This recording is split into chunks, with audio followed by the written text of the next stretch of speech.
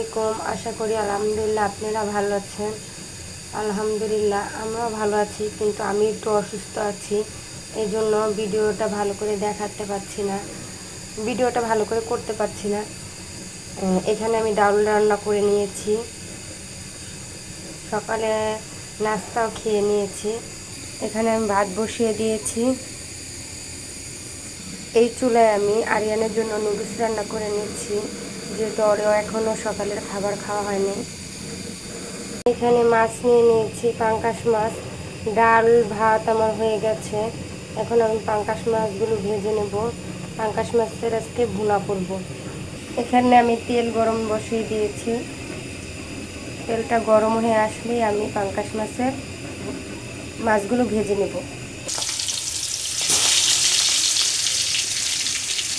এই যে আমি পাঙ্গাস মাছগুলো লাল লাল করে ভেজে নিয়েছি। আমি এখন উঠিয়ে নিলাম মাছগুলো। এখানে আমি পেঁয়াজগুলো ভেজে নিচ্ছি। আমার মাছ ভাজা হয়ে গেছে। এই যে আমার মাছ ভাজা শেষ। এখন আমি পেঁয়াজগুলো ভেজে নিচ্ছি। পেঁয়াজ ভেজে নেওয়ার সময় একটু লবণ দিয়ে দিবেন, তাহলে পেঁয়াজগুলো নরম হয়ে আসে তাড়াতাড়ি। আমি পেঁয়াজে লবণ দিয়ে দিলাম। এখন আমি পেঁয়াজগুলো ভেজে নিচ্ছি। এই যে এখানে দেখেন আরিয়ান আসছে। কে আসবে? দাদি? না, দাদি আসবে না। এসে জিজ্ঞেস করতেছে ওর দাদি আসবে কিনা, ওর দাদা আসবে কিনা। বলতেছি যে না, আসবে না। এখানে আমার পেঁয়াজটা ভাজা হয়ে আসছে। এখন আমি মশলাগুলো দিয়ে দিব। প্রথমে আমি একটু পানি দিয়ে নিলাম, জানি মশলাগুলো না পুড়ে যায়, এই জন্য। তারপরে আমি হলুদ দিয়ে নিলাম।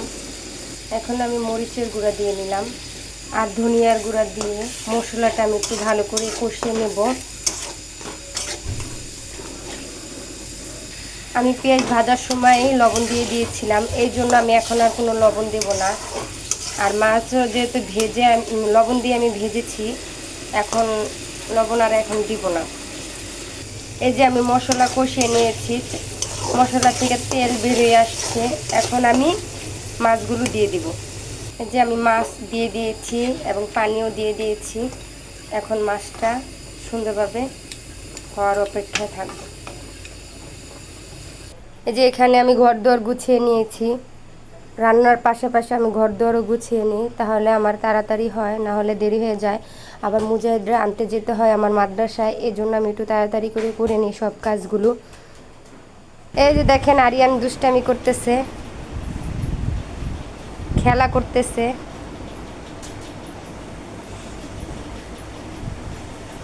আরিয়ান মাছ ধরতেছে, এই যে একটা ঝাড়ুর কাঠি দিয়ে।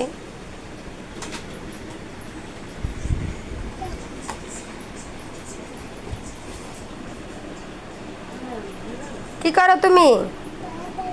মাছ ধরো?